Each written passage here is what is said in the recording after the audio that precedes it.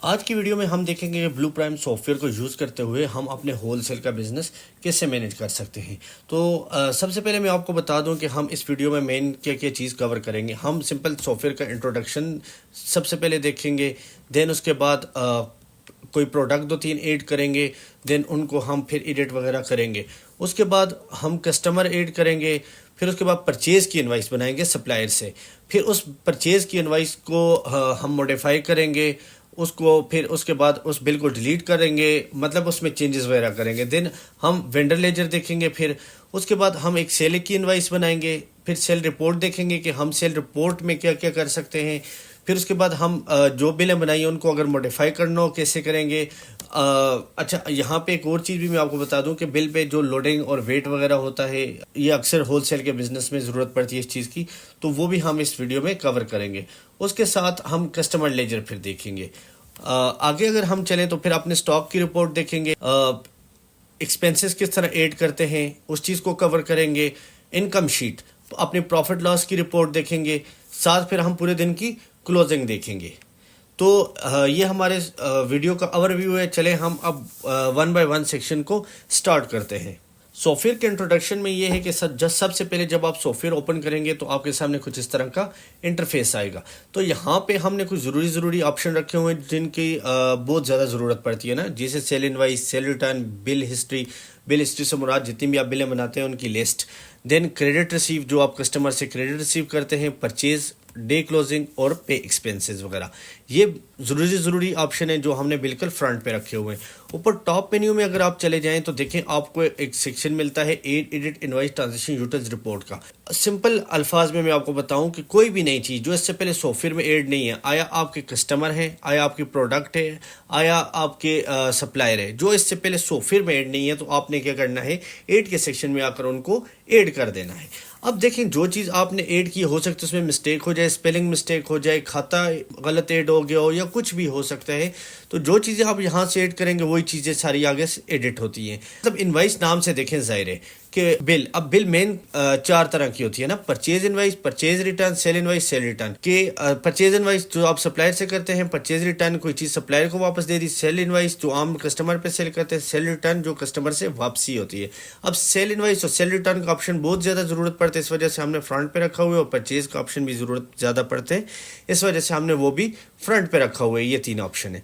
अगर ट्रांजैक्शन में आ जाएं तो देखें, एक ट्रांजैक्शन नाम से जाहिर है जहाँ पे पैसों का लेन देन होगा। किसी सप्लायर को पेमेंट भेजनी है या लेनी है, किसी कस्टमर को पेमेंट भेजनी है या लेनी है, आपने अपनी पेटी कैश मैनेज करनी है, या फिर अपने बैंक अकाउंट मैनेज करने हैं, या फिर आपने एक्सपेंसेस पे करने हैं, जो भी पैसों का लेन देन है वो सॉफ्टवेयर में ट्रांजैक्शन के सेक्शन के अंदर होगा। आगे हम चले जाते हैं रिपोर्ट्स के सेक्शन में। तो रिपोर्ट्स में ज़ाहिर सी बात है, जो भी हम पीछे एक्टिविटीज़ करेंगे तो उनकी रिपोर्ट बनती जाती है। तो वो रिपोर्ट्स के सेक्शन में आपको सारी रिपोर्ट्स मिल जाती है, जैसे कस्टमर की लिस्ट आपने देखनी हो, स्टॉक की लिस्ट देखनी हो, सेल रिपोर्ट देखनी हो, देन आपने लेजर्स वगैरह देखने हो, एक्सपेंसेस की लिस्ट देखनी हो, या फिर अपनी प्रॉफिट लॉस की रिपोर्ट देखनी हो। तो यहाँ पे हमारा कवर हो जाता है इंट्रोडक्शन। नेक्स्ट हम आगे चले जाते हैं कि हम अपने सॉफ्टवेयर में कोई भी आइटम कैसे ऐड करेंगे। तो ऐड के लिए देखिए, मैंने आपको बताया है कि कोई भी चीज़ ऐड करनी हो तो हम सिंपल कहाँ पे जाएंगे, ऐड के सेक्शन में जाएंगे। ऐड के सेक्शन में जाएंगे और देन ऐड प्रोडक्ट में हम चले जाएंगे। चले हम सबसे पहले एक आइटम ऐड कर देते हैं, फिर उसके बाद हम इस आइटम को एडिट वगैरह करेंगे। अच्छा, आइटम ऐड करने के लिए आप अपनी मर्जी से भी कोड दे सकते हैं आइटम को, या फिर ऑटो पे क्लिक करके सॉफ्टवेयर अपनी मर्जी का कोड जनरेट कर देता है। प्रोडक्ट का नाम, कि आपके आइटम का क्या नाम है, मैं लिख लेता हूँ आटा 20 kg ऑफ। अच्छा, उसके बाद आप कंपनी से मुराद किस ब्रांड के, मैं लिख लेता हूँ खैबर। तो जो भी कंपनी होगी आप वो लिख लेंगे। अच्छा, परचेज प्राइस फॉर एग्जांपल मैं 1400 का ले रहा हूँ, और जो मैंने आगे सेल करना है वो मैं 1600 का करता हूँ। अब देखिए, यहाँ पे कुछ चीज़ें मैं आपको क्लियर कर दूँ कि आपके पास ना, जब आपका होलसेल का बिजनेस होता है तो आप मार्केट में 3 से 4 रेट चलाते हैं। तो मैंने एक रेट डिफाइन कर दिया कि मेरे पास कोई लोकल कस्टमर आया तो उस पर मैं 1600 का सेल करूँगा। मैं अब ये 2-3 चीज़ें, 2-3 कॉलम छोड़ के मैं आगे चला जाता हूँ, ताकि आपको अच्छी तरह समझ आ जाए ना। तो मैं चाहता हूं कि जब भी मेरा कोई आम कस्टमर आया तो उसको मैं 1600 का सेल करूंगा। जब कोई उससे थोड़ा करीबी कस्टमर आया, या मैं होलसेल की अपनी कैटेगरी कस्टमर की डिफाइन कर देता हूं कि जब ये कस्टमर आए तो उन पे मैं सेल करूंगा। फॉर एग्जांपल मैं कर देता हूं 1550। जब उससे करीबी मेरे कस्टमर आए तो कोई 1500, या उससे जो मतलब एट अ टाइम में 4 रेट डिफाइन कर सकता हूँ, ठीक है। तो आप के पास यही ऑप्शन सेल के टाइम में मिल जाते हैं कि आपका ये कस्टमर किस कैटेगरी का है। उनमें से आप जो भी कैटेगरी सेलेक्ट करेंगे उनको ये वाले रेट लगेंगे। इससे अलावा कि आप वहाँ पे कस्टम रेट भी लगा सकते हैं, कोई पाबंदी नहीं है। अच्छा, यहाँ पे अब मैं ये बता देता हूँ आपको कि पीसेस पर पैक, इसके अंदर पैक कितने हैं। तो मैं आटा एक बोरी, ज़ाहिर सी बात है, जैसे ऑयल का पाउच वगैरह होते हैं, चले मैं वो आइटम भी ऐड करूँगा तो आपको आइडिया हो जाएगा। मैं यहाँ पे 1 लिख लेता हूँ, सिंपल, ठीक है। प्रोडक्ट कैटेगरी में आ जाते हैं ये आटे की कैटेगरी, फ्लोर, आप जो भी, या फूड की कैटेगरी, जो भी आप डालना चाहें, आपको बेस लगे आप डाल दें, ठीक है। अवेलेबल स्टॉक से मुराद के फिर आज आप हमसे ले रहे हैं तो ज़ाहिर सी बात है कोई आपको ओपनिंग स्टॉक भी पड़ा होगा। जो आपके पास ओपनिंग स्टॉक होगा वो आप यहाँ पे डाल देंगे। इसके बाद तो आप परचेजिंग भी करेंगे या फिर स्टॉक में मज़ीद ऐड करेंगे तो वो एक अलग चीज़ है। मैं कहता हूँ 10 स्टॉक है, और मैं लिमिट भी लगा लेता हूँ कि जब 8 मेरे पास हों तो मुझे सॉफ्टवेयर बता दे। नीचे देखें, यहाँ पे कुछ चीज़ें हैं कि मैं जब भी इस आइटम को सेल करूँ तो इसके ऊपर कोई ना कोई लोडिंग कास्ट लगे, जो मजदूरी की कास्ट होती है, ये वो वाली कास्ट है, ठीक है। फॉर एग्जाम्पल मैं कहता हूँ कि जब भी ये लोड हो तो 2 रुपये लगे इस पर, ठीक है। आगे मैं आ जाता हूँ, इस आइटम पे कोई आपने अमाउंट में डिस्काउंट लगाना हो वो लगा सकते हैं, परसेंटेज में डिस्काउंट लगाना हो कि जब भी मैं सेल करूं इस पे डिस्काउंट लगे, आप यहाँ पर भी लगा सकते हैं या सेल के टाइम भी वहाँ पर ही लगा सकते हैं ऑन द स्पॉट। अच्छा, यहाँ आगे अगर आप आ जाएं कि कोई आपने सेल टैक्स लगाने आइटम पे वो लगा सकते हैं, फर्दर टैक्स लगाने वो लगा सकते हैं, किसी आइटम का उर्दू में नाम लिखना हो वो आप कर सकते हैं। आइटम सेलिंग यूनिट, कि आप कहते हैं कि यार जब भी ये आइटम सेल हो तो बिल पर इस आइटम के साथ आप कुछ भी लिख सकते हैं, जो भी लिखेंगे तो वो वहाँ पे बिल पे लिखा हुआ आएगा। तो उसके अलावा प्रोडक्ट वेट, अब देखिए वेट क्यों ज़रूरी है। वेट इस वजह से ज़रूरी है कि जब भी आपका कोई होलसेल का काम है तो वो क्या होता है कि जब भी आप एक बिल बनाते हैं तो सॉफ्टवेयर आपको बता देता है कि इस बिल का टोटल इतना वेट है। फिर वो जो आगे कस्टमर होते हैं वो अपने हिसाब से गाड़ी या जो भी उसने करना हो वो फिर करते हैं। मैं यहाँ पे ये जो मैंने 20 kg आटा ऐड किया है, इसका मैं जो वेट है मैं वो 28 कर देता हूँ। देखिए ये एक आइटम मैंने एक डिटेल से ऐड कर दिया, मैं जल्दी से एक और आइटम ऐड कर देता हूँ। इसे प्रोडक्ट पे क्लिक करूँगा, ये ऐड हो जाएगा, ठीक है।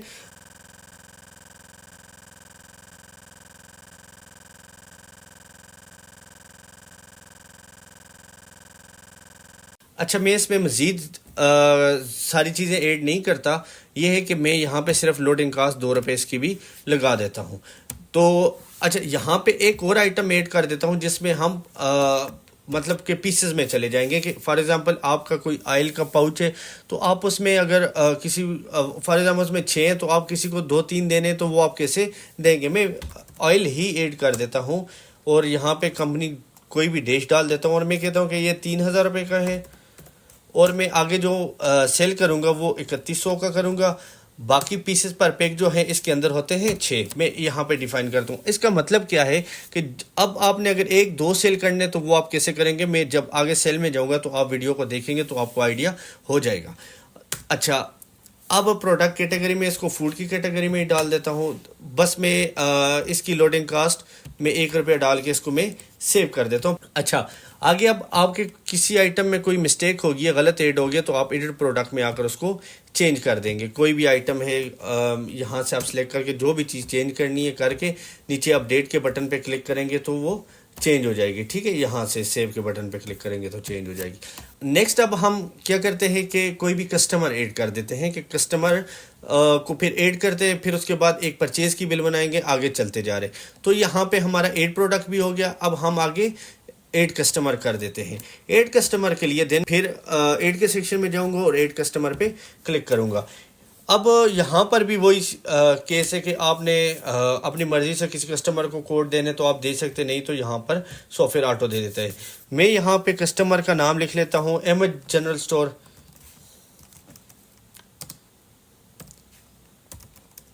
यहाँ पे इसी तरह लिख लेता हूँ, ठीक है। एड्रेस उसका कोई भी अगर आपने लिखने हैं यहाँ पे लिख लेंगे, मोबाइल नंबर कोई लिखने हैं तो वो यहाँ पे लिख लेंगे। एरिया अगर उसका लिखने है कि किस कस्टमर को किसी खास एरिया के साथ अटैच करने, तो वो पहले आप ऐड के सेक्शन से जाकर सेल एरिया ऐड करेंगे, तो फिर यहाँ पे जैसे ही आप पहला अल्फ़ाबेट लिखेंगे तो आपको एरिया शो हो जाएगा। बाकी ये देखें सारी डिटेल, काफ़ी सारी डिटेल है इसकी, लेकिन मैं जस्ट अगर नाम भी लिखता तो मेरे लिए काफ़ी था कि सॉफ्टवेयर को जस्ट एक नाम चाहिए। बाकी आप ये इस तरह कर सकते हैं कि एक नाम और उसका ओपनिंग बैलेंस लिख लेंगे कि आपके पास अभी रजिस्टर में उसका ओपनिंग बैलेंस क्या लिखा हुआ है, क्योंकि इसके बाद तो सॉफ्टवेयर मैनेज करेगा, लेकिन सॉफ्टवेयर को उसको ओपनिंग बैलेंस आपको बताना पड़ेगा। मैं कहता हूँ 5,000 रुपया इसने देना है। जल्दी से मैं एक और कस्टमर ऐड कर देता हूँ और मैं इसका सिंपल ओपनिंग बैलेंस लिख लेता हूँ कि 3,000 रुपया देने हैं इसने। अगर नहीं देना तो मैं ज़ीरो लिख लूँगा, ये लिखूँगा नहीं तो वो सॉफ्टवेयर खुद ही ज़ीरो तस्वर करेगा, ठीक है। ये एड कस्टमर हो गया। अब इस कस्टमर में अगर किसी में कुछ चेंजेस वगैरह करनी है तो वो एडिट में जाकर एडिट कस्टमर पे मैं चेंज वगैरह कर दूंगा, ठीक है। आगे हम चलते हैं, एक परचेज़ की बिल डालते हैं, फिर उस बिल को मॉडिफाई करेंगे, डिलीट करेंगे, देन हम वेंडर लेजर की तरफ जाएंगे, ठीक है। अच्छा, अब हम क्या करते हैं, इनवाइस में जाते हैं, परचेज इनवाइस, या फिर डायरेक्टली यहाँ पर परचेज का ऑप्शन आपको मिल जाता है। अब देखें सबसे ऊपर आपको ये मिलता है कि आप वेंडर का नाम लिखें कि आपका सप्लायर कौन है। मैं सप्लायर का नाम डाल देता हूँ हमजा ट्रेडर। अब देखें HA मैंने लिखा तो मुझे नीचे शो नहीं हुआ, इसका मतलब मुझे हमजा ट्रेडर ऐड करना पड़ेगा। अब मैं ऐड के सेक्शन से भी ऐड कर सकता हूँ और यहाँ से भी ऐड कर सकता हूँ। अब इसका भी यहाँ पे देखिए ओपनिंग बैलेंस है कि इससे पहले आपने उसको कितने देने हैं, तो वो आप यहाँ पे लिख लेंगे, ठीक है। मैं 50,000 रुपया लिख लेता हूँ। अब देखें जैसे ही यहाँ पे मैं लिखूंगा H लिखूंगा तो हमजा ट्रेडर आ गया, साथ वो ओपनिंग बैलेंस भी 50,000 जो मैंने डाले वो भी आ गया, ठीक है। अब देखें जैसे ही मैंने उसको सिलेक्ट किया तो मेरा कर्सर खुद ही आ गया कि आइटम का नाम डालें। आइटम का नाम क्या है, मैं डाल देता हूँ आटा ही डाल देता हूँ। मैं कहता हूँ कि ये मैंने 10 क्वान्टिटी लिए, रेट चेंज हुए तो मैं कर दूंगा, नहीं तो ऐसे ही छोड़ दूंगा। अब दूसरा जो आइटम है वो मैं यहाँ पे डाल दूंगा, शुगर डाल दूँ। ये मैंने ले लिए, ये भी 10 ले लिए। अच्छा, इसके अलावा जो मेरा ऑयल था वो मैं डाल देता हूँ, 5 ये ले लेता हूँ। तो ये देखिए हर आइटम के आगे टोटल लिखा हुआ है, देन नीचे ओवरऑल 1,00,000 रुपया बन गया, यहाँ पर भी ये आ जाता है, ठीक है। अब इन आइटम के ऊपर कोई लोडिंग कास्ट आई है तो वो आप बिल्टी एक्सपेंस में डाल देंगे। बिल्टी एक्सपेंस ये होगा कि इन आइटम के रेट के ऊपर डिवाइड हो जाएगा। दूसरा ये है कि डिस्काउंट अगर आपने कोई डालना है तो वो आप डाल देंगे, परसेंटेज में डालना है तो यहाँ पे डालेंगे, अमाउंट में डालना है तो यहाँ पे डाल देंगे, ठीक है। अगर ये कैश की बिल थी तो आप यहाँ पर ही पेड कर देंगे ये हमजा ट्रेडर को। मैं बिल को सेव कर देता हूँ। जैसे ही सेव किया, इस दौरान मेरे 2 काम हुए। मेरा स्टॉक में आ गया, देन मैंने कुछ सप्लायर को जो पेमेंट देनी है वो भी उसके खाते में मजीद बन जाएगी। मैं रिपोर्ट में आकर वेंडर डिटेल में जाऊंगा तो ये देखें हमजा ट्रेडर का मैंने 1,50,000 देने, 50,000 पहले वाला और 1,00,000 रुपया ये वाला। अब अगर मैंने सप्लायर को पेमेंट लगानी है तो वो कैसे लगाऊंगा, ट्रांजैक्शन में आऊँगा और मैं वेंडर पेमेंट सेंड पे आऊँगा। वेंडर पेमेंट सेंड पे आकर जैसे ही मैं H लिखूंगा तो वो 1,50,000 आ जाएगा यहाँ पे। ये देखें मैं सिलेक्ट जैसे ही करूँगा तो यहाँ पे मैं लिख लूँगा जितनी भी उसको मैंने पेमेंट लगानी है। मिसाल के तौर पे मैंने 20,000 रुपया लगाना है तो मैं 20,000 लिखकर सेव कर दूंगा। तो अगर मैंने ये जो पेमेंट है वो मैंने बैंक अकाउंट में से लगाई है तो मुझे पहले अपने बैंक अकाउंट ऐड करने पड़ेंगे। मैं जल्दी से ऐड करके आपको बता देता हूँ। यहाँ पे मैं ऐड बैंक अकाउंट में मीज़ान बैंक ही ऐड कर देता हूँ, ठीक है। अब मैं ट्रांजैक्शन में आकर अगर वेंडर पेमेंट पे आकर वेंडर पेमेंट सेंड करूंगा और साथ में ये देखें अभी उसका 1,30,000 है कि मैं 10,000 और लगाना चाह रहा हूँ, लेकिन मैं इस दफ़ा बैंक में से लगाना चाह रहा हूँ। तो मैं कैश की बजाय डायरेक्ट डिपॉजिट पे क्लिक करूँगा और यहाँ से मीज़ान बैंक सेलेक्ट कर दूँगा। अगर इसके साथ मैंने कोई डिस्क्रिप्शन लिखनी है ABC तो वो भी मैं यहाँ पे लिख सकता हूँ, ठीक है। इस बिल को मैं कर दूँगा सेव यहाँ से। अब अगर मैं अपने सप्लायर का खाता चेक करूं तो वो देखें 1,20,000 रुपया रहता है। अच्छा, आगे आ जाते हैं। जो मैंने परचेज़ की बिल डाली है वो कहाँ पे होगी, तो मैं रिपोर्ट के सेक्शन में आऊँगा, परचेज़, देन परचेज़ रिपोर्ट में आ जाऊँगा, ठीक है। ये देखें हमजा ट्रेडर 1,00,000 की इनवाइस आपके सामने आ जाती है। इस बिल पे आप डबल क्लिक करें तो आपको सबसे पहले बिल डिलीट का ऑप्शन मिल जाता है फिर पीडीएफ का ऑप्शन मिल जाता है कि आपने इसका पीडीएफ निकालना है। फिर यह है कि बिल को अगर मॉडिफाई करने हैं तो आप यहाँ से कर सकते हैं। मॉडिफाई पे क्लिक करेंगे तो सेम वो वाला इंटरफेस ओपन हो जाएगा कि जब आप बिल बना रहे थे। तो आपने अगर इसमें से किसी आइटम को क्वांटिटी को चेंज करने हैं तो आप डबल क्लिक करेंगे तो ये दोबारा से पीछे आ जाएगा। तो मैं यहाँ पे 10 करके यहाँ पे इस तरह डाल दूंगा। या फिर अगर आपने किसी आइटम को डिलीट ही करने कि वो आइटम था ही नहीं, आपसे गलती से डल गए, तो आप किसी भी आइटम पे क्लिक करके कहीं पर भी सिंपल अपने कीबोर्ड से डिलीट का बटन प्रेस करेंगे तो वो डिलीट हो जाएगा, और सेव के बटन पे क्लिक करेंगे तो बिल आपकी मॉडिफाई हो जाएगी। अच्छा, आगे चलते हैं। बिल मॉडिफाई भी हमने समझ ली, बिल डिलीट भी समझ ली, और अब जो नेक्स्ट जो हमारे पास है वो है कि हम अगर किसी वेंडर का लेजर देखना है तो वो कैसे देखेंगे। ठीक है, हम लेजर के लिए रिपोर्ट के सेक्शन में आए, लेजर के सेक्शन में आकर वेंडर लेजर के सेक्शन में आ जाएंगे। ठीक है, यहाँ पे देखिए हम ऊपर लिख लेंगे कि हमजा ट्रेडर। अब उसका लेजर जिस डेट से जिस डेट तक चाहिए हम निकाल देंगे। तो यहाँ सर्च के बटन पे जैसे ही क्लिक करेंगे तो उसका कंप्लीट लेजर आ जाएगा। देखिए उसका स्टार्टिंग बैलेंस 50,000 था जो आपने रजिस्टर से डाले। परचेज इनवाइस 1/1 पे आपने 1 लाख रुपए का माल लिया, उसके बाद उसका 1,50,000 हो गया। फिर उसके अलावा वेंडर पेमेंट आपने 20,000 लगाई। फिर उसके बाद ABC डायरेक्ट डिपॉजिट किया हुआ है। डायरेक्ट डिपॉजिट से मुराद आपने बैंक में किया हुआ है। तो ये सारी डिटेल आप सामने आ जाती है ना, कि जो आपने वहाँ पे डिस्क्रिप्शन भी लिखी होती है।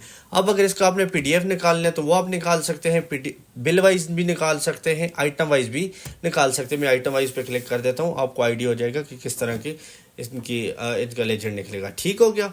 अच्छा, ये सारा इसका कंप्लीट लेजर निकल गया। आगे हम इसको अब लेजर को भी हमने कवर कर दिया। अब हम आगे क्या करते हैं, सेल इनवाइस पे आते हैं, फिर सेल रिपोर्ट को देखेंगे, बिल मॉडिफाई करेंगे, ये सारी चीज़ें हम अब कवर करेंगे। तो सेल इनवाइस के लिए मैं सिंपल सेल इनवाइस में आऊँगा। अब देखें सेल इनवाइस में हमारे 2 तरह के कस्टमर होते हैं।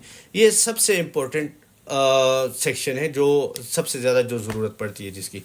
तो जैसे ही आप सेल इनवाइस में आएंगे तो आपके पास 2 तरह के कस्टमर होते हैं, एक कैश कस्टमर और एक क्रेडिट वाला कस्टमर। अब कैश कस्टमर होगा तो सिंपल आपने क्या करना है, लोकल कस्टमर यहाँ से सिलेक्ट करने हैं। अब सॉफ्टवेयर अपने मुताबिक पूरी की पूरी पेमेंट इससे वसूल करेगा, कोई क्रेडिट नहीं देगा। ठीक है। दूसरे नंबर पे जो आपका कस्टमर होते हैं वो कस्टमर सेल होता है, क्रेडिट वाला कस्टमर। जैसे ही क्रेडिट सेल मैंने किया तो देखिए मेरा कर्सर खुद यहाँ पर आ गया। अब मैं यहाँ पे लिख लूँगा कि मेरा कस्टमर कौन सा है। मैं कस्टमर को मिड में से भी सर्च कर सकता हूँ। जैसे मैं जी लिखूँगा तो ये देखिए अहमद जनरल स्टोर वो खुद आ गया। ठीक है। जैसे ही मैं इसको सिलेक्ट करूँगा तो इसका प्रीवियस बैलेंस भी आ गया और साथ ग्रैंड टोटल भी आ गया। अब इस कस्टमर को मैंने सेल क्या करना है, मैं कर देता हूँ शुगर 2, ये कर देता हूँ 2 क्वांटिटी। और अगर मैंने रेट, अब देखिए यहाँ पे अगर मैंने कोई रेट चेंज करना है तो वो भी मैं कर सकता हूँ। अब देखिए यहाँ पे मैं कुछ आपको और चीज़ बता दूँ, अगर मैं इस कस्टमर को होल सेल का रेट लगाना चाहूँ तो वो भी मैं लगा सकता हूँ। मैंने इस आइटम का होल सेल का रेट नहीं ऐड किया हुआ। बहरहाल ये देखें वो जो दूसरा आइटम है आटा, उसको मैं आपको समझा देता हूँ। जैसे ही मैंने ये सिलेक्ट किया, ये देखें 1550 लग गया। अब मैं इसको लोकल रेट लगाना चाह रहा हूँ जो आम कस्टमर को लगते हैं, तो मैं यहाँ से इसको लोकल सेल पे कन्वर्ट कर दूंगा। और जब अब मैं इस आइटम को सिलेक्ट करूँगा तो ये देखें इसको 1600 रुपया लग रहा है। मैं यहाँ पे क्वांटिटी ये देखें क्लियर करता हूँ, नीचे क्वांटिटी लिखा हुआ आपको नज़र आएगा। मैं 2 क्वांटिटी सेल करता हूँ। अगर मैंने कोई डिस्काउंट देना है तो दे दूंगा, नहीं तो छोड़ दूंगा। जैसे ही एंटर प्रेस करूँगा ये नीचे लिस्ट में आ जाएगा। अब मैं एक और आइटम ऐड कर देता हूँ, शुगर, ये भी 2 कर देता हूँ। ठीक है। ये मेरा जो आटा था वो बन गया 3200 रुपये का, और जो शुगर बन गई वो 14,400 रुपये की बन गई। ठीक हो गया। अब मैंने होलसेल की बिल बनानी है तो वो मुझे जस्ट ऊपर होलसेल की कैटेगरी सेलेक्ट करनी है, सप्लायर की बनानी है, ब्रांचेस की बनानी है, तो वो मेरे पास कैटेगरी है तो वो मैं बना लूँगा, सिंपल सी बात है। अब देखें टोटल यहाँ पे ये लिखा हुआ आ गया 4 यूनिट है, 2 इसके 4 यूनिट आ गए। 8 रुपये जो आपके हैं ना, ये आपके जो आइटम ऐड करते वक्त आपने लोडिंग चार्जेस लगाए थे ना, ये वो हैं। ये डे के एंड पे भी आपको बता देते हैं कि आए दिन में आपकी टोटल लोडिंग कितनी हुई है, ताकि वो आप मजदूर को दे दें। उसके अलावा अगर आपने कोई ट्रांसपोर्ट चार्जेस लगाने हैं वो आप यहाँ पे लगा सकते हैं। उसके अलावा आपने कोई बिल पे डिस्काउंट देने वो आप यहाँ पे दे सकते हैं, अमाउंट में डिस्काउंट देने तो यहाँ पे दे सकते हैं आप, ठीक है। अच्छा, यहाँ पे एक और चीज़ भी है कि अगर किसी कस्टमर से बिल के दौरान कोई पेमेंट वसूल करनी है तो वो आप यहाँ से करेंगे। लोकल कस्टमर में पेमेंट वसूल करने की ज़रूरत नहीं है, सॉफ्टवेयर पूरे के पूरे खुद वसूल करता है। अच्छा, इसी बिल को मैं कर देता हूँ यहाँ से सेव। अब इसमें एक और चीज़ थी जो मैं आपको बता नहीं सकता था पहले, अभी मैं आपको बताता हूँ। जैसे ही देखिए मैं दोबारा इस कस्टमर को सिलेक्ट करता हूँ और यहाँ पे मैं शुगर सेलेक्ट करता हूँ ना, तो आप ये देखिए यहाँ पे नीचे एक आपको 7200 रुपये लिखा हुआ आया। इसका ये मतलब है कि इस कस्टमर को जब आपने लास्ट बार इनवाइस बनाई थी उसमें इस आइटम का रेट जो लगा था वो 7200 रुपये लगा था, ठीक है। यहाँ पर ही आप डबल क्लिक करेंगे तो वो इनवाइस भी ओपन होके आ जाएगी। मैं आपको ये चीज़ समझाना चाह रहा था, ठीक है। अब मैं क्या करता हूँ, एक बिल और बना देता हूँ, एक रामकिशन केरी की बना देता हूँ। अब देखें यहाँ पे ऑयल, अब देखें सिंपल आपने ऑयल के 1 पाउच सेल करने, 2 करने, 3 करने, वो तो आप सिंपल यहाँ पे 1 2 3 जितने भी करने वो आप लिख लेंगे। अब अगर कोई कस्टमर आपसे डिमांड करता है कि, क्योंकि ऑयल को ऐड करते वक्त हमने उसके पीसेस 6 रखे थे कि इसके अंदर 6 पीसेस होते हैं, ठीक है। अब अगर आपसे कोई कस्टमर ये डिमांड करता है कि आप 1 पाउच हमें दे दें, साथ 3 पीसेस दे दें, तो आप 1.3 लिख लेंगे। या फिर एक कस्टमर कहते हैं कि मुझे सिर्फ 4 पीसेस चाहिए, आप लिख लेंगे 0.4 या 0.4 लिख लेंगे। तो ये देखें 2067 रुपये बन गया, हालांकि 3100 रुपये रेट है, ठीक है। तो एक के अंदर 6 है तो वो फिर 4 पीसेस का ये रेट बन जाता है। तो यहाँ पे मैं आपको ये समझाना चाह रहा था कि आपने अगर कोई आइटम पीसेस में सेल करने हैं तो वो आप कैसे करेंगे, वो सेल करने का तरीका ये है। इस बिल को भी मैं कर देता हूँ सेव। अब हम यहाँ पे चले जाते हैं, ये देखिए हमने सेल इनवाइस भी बना दी। अब हम चलते हैं आगे सेल रिपोर्ट की तरफ, ठीक है। सेल रिपोर्ट में जाने के लिए हम यहाँ से सेल रिपोर्ट में चले जाएंगे। अब जो भी हमने बिलें बनाई हैं वो यहाँ पर आ जाएंगी। चले, मैं एक चीज़ आपको बताना भूल गया, अगर किसी बिल का प्रिंट निकालना है तो वो आप कैसे निकालेंगे। उसके लिए आप क्या करेंगे,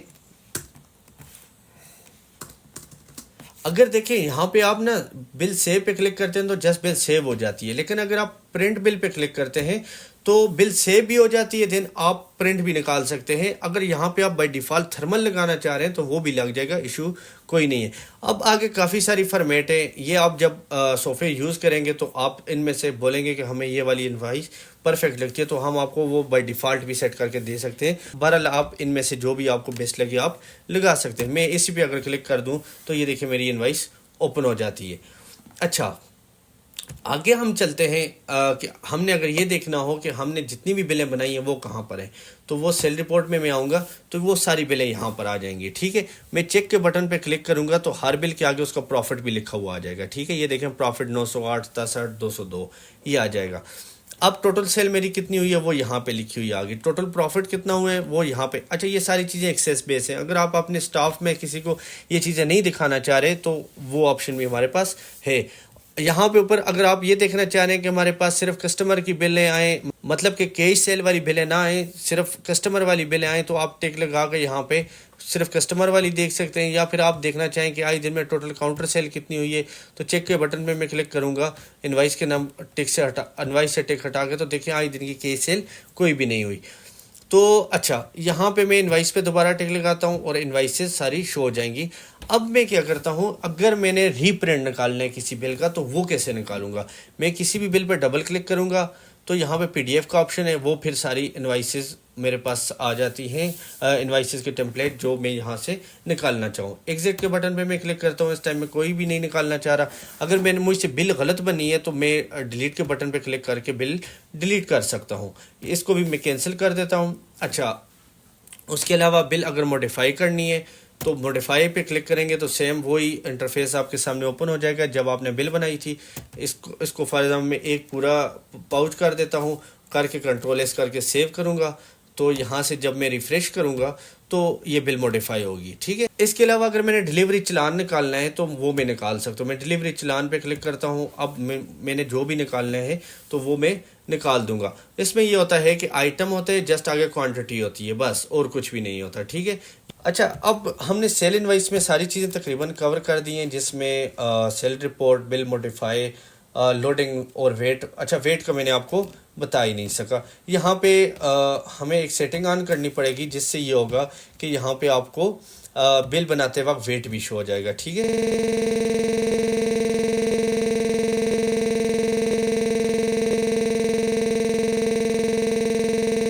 अच्छा, ये देखिए मैंने सेटिंग ऑन कर दी। अब मैं दोबारा लॉग इन कर देता हूँ।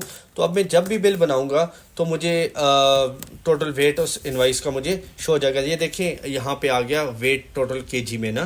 तो मैं किसी कस्टमर की बिल बना देता हूँ। मैं यहाँ पे लिख लेता हूँ MGS, और यहाँ पे मैं कोई भी आइटम सेलेक्ट करूँगा। 3 क्वांटिटी सेल करूँगा। इसमें मैंने एक केयर जो वो डाला था वेट, वो 20 kg था ना। तो जैसे ही मैं करूँगा तो वो नीचे मुझे बता देते 1 मन और 20 kg है, ठीक है। तो आप ये सेटिंग अगर ऑन हुई तो आपको बिल बनाते वक्त यही पता चल जाएगा कि टोटल इस इनवाइस का वेट कितना है। मैं इस बिल को भी सेव कर देता हूँ। अच्छा, अब हमने यहाँ पे इसको भी कवर कर दिया, बिल मॉडिफाई को कवर कर दिया, देन हमने लोडिंग और वेट को भी कवर कर दी। अब हमने किसी कस्टमर का लेजर देखना हो तो वो कैसे। लेजर से पहले मैं एक रिसीविंग की एंट्री पास कर देता हूँ। अगर मैंने किसी कस्टमर से रिसीविंग करनी है तो मैं क्रेडिट रिसीव यहाँ से भी कर सकता हूँ, या पीछे भी ऑप्शन है वहाँ से भी कर सकता हूँ, ठीक है। यहाँ से मेरे पास, अच्छा ये चीज़ें सारी जो है ना एक्सेस बेस है। अगर आपने अपने स्टाफ को एक्सेस दी हुई है तो वो करेंगे, अदरवाइज़ वो नहीं कर सकेंगे। तो यहाँ पे मैं क्या करूँगा, क्रेडिट रिसीव पे आऊँगा। यहाँ पे मैं इकराम सेलेक्ट करूँगा, इकराम कैश एंड कैरी आ जाएगी। अब यहाँ पर भी वही चीज़ है, आप कैश में ये अमाउंट लेना चाह रहे हैं या बैंक में लेना चाह रहे हैं। बहरहाल मैं इस टाइम कैश में लेना चाह रहा हूँ। मैं इसमें से 5,000 रुपया ले रहा हूँ। सेव रिसिप्ट पे मैं क्लिक कर दूंगा। अच्छा, यहाँ पर ही मैं अगर इकराम को दोबारा सर्च करूँगा तो इसका बैलेंस आपको नज़र आ गया। दूसरे नंबर पर मैं अहमद जनरल स्टोर, इसको मैंने सर्च कर दिया। अब इसका मैंने 10,000 रुपया वसूल करने, तो वो मैं कर दूंगा, सेव पे क्लिक कर दूंगा, ठीक है। अब अगर आपने किसी कस्टमर का लेजर देखने है तो वो आप कैसे देखें। अच्छा, कस्टमर की लिस्ट अगर आपने देखनी है वो कहाँ से देखेंगे ना, कस्टमर डिटेल। यहाँ पे आपके टोटल कस्टमर की लिस्ट आ जाती है, ठीक है। उसके अलावा ये है कि अगर आपने किसी कस्टमर का लेजर देखना हो तो आप आएंगे लेजर, देन आएंगे कस्टमर लेजर, ठीक है। यहाँ पे मैं किसी एक कस्टमर को ही सर्च कर देता हूँ, MGS को ही मैं सर्च कर देता हूँ। तो यहाँ मैं सर्च के बटन पे क्लिक करूँगा तो ये देखें इसका कंप्लीट लेजर आ गया कि इसने 5,000 इसको ओपनिंग दा, फिर ये इनवाइस हुई ये। फिर उसके अलावा मैं PDF पे क्लिक करके आगे मैं बिल वाइज और थर्मल या फिर आइटम वाइज लेजर पे मैं क्लिक करके उसका लेजर भी निकाल सकता हूँ। ये उसका कंप्लीट लेजर आ गया with transport charges, with loading charges, सारा कुछ एक ही बिल में कंप्लीट, मतलब उसका लेजर आपके सामने शो हो जाएगा। अच्छा, अब हमने ये चीज़ें भी कवर कर दी, कस्टमर लेजर वगैरह। अब अगर हमने स्टॉक रिपोर्ट देखनी है तो वो कहाँ से देखेंगे। स्टॉक रिपोर्ट देखने के लिए हम आएंगे रिपोर्ट के सेक्शन में, देन स्टॉक रिपोर्ट और इन्वेंट्री रिपोर्ट। यहाँ पे हमारे पास टोटल स्टॉक ये पड़ा हुआ है, जिस आइटम में जितनी इन्वेस्टमेंट है वो ये आ गई, और टोटल नीचे इन्वेस्टमेंट ये आ गई। और अगर हमने किसी आइटम की कंप्लीट हिस्ट्री देखनी है कि इसके साथ हुआ क्या क्या है, तो वहाँ हम प्रोडक्ट हिस्ट्री में देख लेंगे, ठीक है। फुल पे क्लिक करेंगे तो ये आइटम की प्रोडक्ट हिस्ट्री आ गई कि पहले हमारे पास 0 था, 10 ऐड किया था, फिर सेल इतने हुए, परचेज इतने हुए, एक आइटम की कंप्लीट हिस्ट्री आ जाती है। अच्छा, ये चीज़ भी हमने कवर कर दी। आगे हम एक्सपेंसेस पे आ जाते हैं ना। एक्सपेंसेस हमारे दो तरह के होते हैं ना, एक रिपीटिंग एक्सपेंस होते हैं और एक जो एक दफ़ा हो गया फिर अब दोबारा नहीं होना।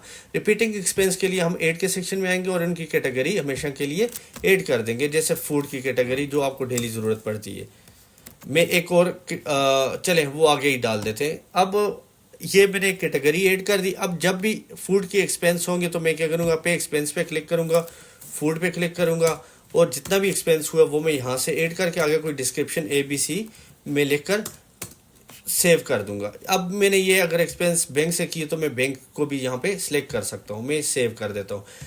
अब अगर आपने एक कैटेगरी ऐड नहीं की हुई तो वो भी आप यहाँ से कर सकते हैं, लेकिन उसके लिए ये है कि असल में वहाँ पे ऐड करने का मकसद क्या है। मकसद ये है कि आप अगर देखना चाहेंगे फूड में आपके पूरे मंथ में कितने एक्सपेंस हुए तो उसके लिए आपको वहाँ पे ऐड करना मस्ट है। मैं यहाँ पे ये जो कैलकुलेटर फॉर एग्जांपल मैंने लिखा था, अब मुझे ऐड करने की ज़रूरत नहीं है क्योंकि ये मंथ में या 2-3 मंथ में 4 मंथ में एक ही मरतबा है, तो ऐसी कैटेगरी बेशक मैं ना भी ऐड करूँ तो कोई मसला नहीं है। अब अगर मैंने अपनी रिपोर्ट देखनी है तो मैं एक्सपेंस डिटेल में जाके देख सकता हूँ। अब देखें फूड का मैं यहाँ पे फ़िल्टर लगाकर पूरे मंथ में भी देख सकता हूँ कि पूरे मंथ में मेरी टोटल फूड में एक्सपेंसेस कितने हुए। तो फिर उसका मैं प्रिंट निकाल सकता हूँ। लेकिन जो चीज़ मैंने कि जिसकी कैटेगरी नहीं बनाई होगी तो उसको मैं इस तरह कभी भी नहीं देख सकता। यहाँ पे हमारे एक्सपेंसेस भी कवर हो जाते हैं। आगे हम इनकम शीट में चले जाते हैं ना। इनकम शीट हम रिपोर्ट में जाएंगे, सबसे लास्ट रिपोर्ट है इनकम शीट। यहाँ पे मैं आज की निकालना चाह रहा हूँ तो येस करूँगा। टोटल हमारी कैश सेल कितनी हुई है, ज़ीरो हुई है। इसका मतलब प्रॉफिट भी कैश सेल में ज़ीरो हुआ है। कस्टमर सेल में हमारी टोटल इन आइटम की ये क्वांटिटी सेल हुई है, उन आइटम का आगे प्रॉफिट ये आया है, टोटल हमें प्रॉफिट ये आया है। ठीक है, हमें सेल रिटर्न कुछ भी नहीं हुई। इसका मतलब ये हुआ कि हमारी टोटल कस्टमर सेल ये 1500 रुपये हुई है, नहीं सॉरी 27,100 रुपये हुई और इस पर हमें प्रॉफिट 1500 रुपये आया है। तो यहाँ पे ये देखें आपके टोटल एक्सपेंसेस कितने हुए, 800 हो गए। टोटल जो आपका प्रॉफिट हुआ था वो 1500 रुपये हुआ था, जिसमें से कुछ आपके ट्रांसपोर्ट भी डायरेक्टली प्रॉफिट में आ जाते हैं जब तक वो आप निकालेंगे नहीं, और लोडिंग भी आ जाती है। तो इनको अगर आप सब चीज़ों को प्लस माइनस करें तो पीछे आपका जो प्रॉफिट बचता है वो ये बचता है। अब हम लास्ट में आ जाते हैं अपनी डे क्लोजिंग की तरफ ना। डे क्लोजिंग रिपोर्ट ये होती है। आज की मैं रिपोर्ट निकालना चाह रहा हूँ तो यहाँ पे मैं आऊँगा। देखें ऊपर टॉप पे मुझे बता रहा है कि आज दिन में टोटल आपकी कैश सेल ये हुई है और क्रेडिट सेल ये हुई है, और रिटर्न कोई होती तो यहाँ से माइनस करके आपको बता देता टोटल सेल ये हुई है। कलेक्टेड कैश फ्रॉम सेल कि काउंटर पे मुझसे कितनी कैश कलेक्ट हुई है, मेरा सारा क्रेडिट पे गया और मेरी कैश सेल कोई हुई नहीं है। इस वजह से मेरी कलेक्टेड कैश फ्रॉम सेल मतलब काउंटर पे जो कैश कलेक्ट हुई है वो ज़ीरो हुई है। इसके अलावा कस्टमर से रिकवरी है मेरी कितनी हुई है, वो मेरी हुई है 15,000, और टोटल जो मेरे एक्सपेंसेस हुए वो 800 हुए हैं ना। 15,000 माइनस 800 माइनस 20,000 जो मैंने वेंडर को लगाई है, तो मेरे पास जो आज की कैश है वो 58,800 रुपया 5,800 रुपया है। ठीक है, उसके अलावा जो मैंने बैंक में से 10,000 रुपये लगाए थे वो भी साथ मुझे बता देता है। टोटल मैंने आज दिन में स्टॉक कितना परचेज किया वो ये है, और स्टॉक परचेज रिटर्न कितनी की वो यहाँ पे आ जाती है। उसका कैश के साथ कोई इफेक्ट नहीं होता, इसलिए वहाँ पे आपको शो हो रही है। बिजनेस कैश फ्लो कि आपका आज दिन का ओपनिंग बैलेंस क्या था, उसके बाद सारा एक्टिविटीज़ वगैरह करके अब आपके पास क्लोजिंग बैलेंस ये बचते हैं ना।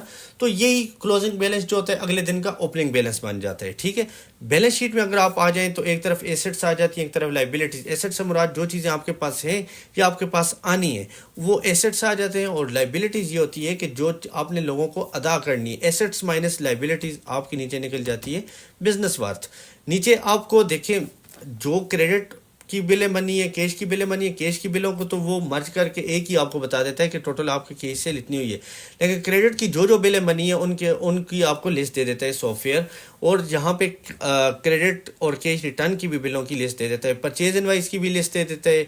देन जो आपने वेंडर को पेमेंट्स वगैरह लगाई हैं उनकी भी लिस्ट देता है, एक्सपेंसेस की लिस्ट दे देता है। तो यहाँ पे ये देखें नीचे एक रोजनामचा भी बनते हैं, एक तरफ कैश इन का और एक तरफ कैश आउट, कि इन किन किन सोर्सेज से हुई है और आउट किन किन सोर्सेज से हुई है। यहाँ पे जो एक्सपेंसेस वगैरह हुए, जो मैंने कस्टमर से रिकवरी वगैरह ली है, ये आ गई। इसके अलावा हमारी एक क्लोजिंग की रिपोर्ट ये भी है, यूटिल्स में आप आएंगे कैश बुक ना, ये आपको एंट्री बाय एंट्री बताएगा कि आपका ओपनिंग बैलेंस ये था, उसके बाद ये जो भी हुआ वो सारा कुछ एंट्री बाय एंट्री बताएगा। देन यहाँ पे आपको एक ओवरव्यू दे देगा, टोटल आपकी सेल इतनी हुई है, कंपनीज को इतनी पेमेंट लगाई है, एक्सपेंसेस इतने किए, और अब आपके पास क्लोजिंग कैश इतनी होनी चाहिए। यहाँ पे हमारी वीडियो का एंड होता है, क्योंकि होलसेल में ज़्यादातर यही फीचर आपके काम आते हैं। बाकी इसके अलावा और भी काफ़ी सारे फीचर हैं। आपने देखा है कि हमारे पास फीचर की लिस्ट भरी हुई थी, लेकिन अगर मैं उन पर वीडियो बनाता हूँ तो ये वीडियो काफ़ी लंबी हो जाती है। इसके अलावा आपको कोई क्वेश्चन है तो आप इनबॉक्स में हमसे पूछ सकते हैं।